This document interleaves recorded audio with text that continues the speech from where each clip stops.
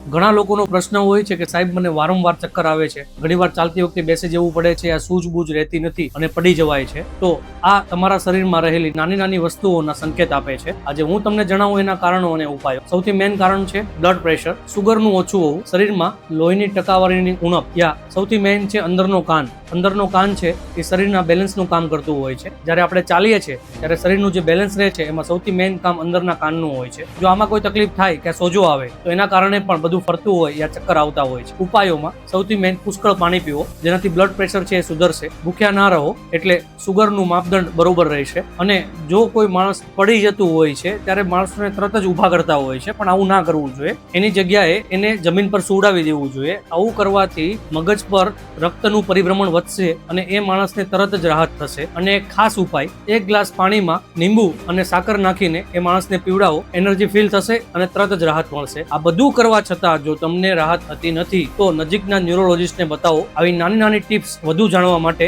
મારા પેજને ફોલો કરો અને સબસ્ક્રાઇબ કરો.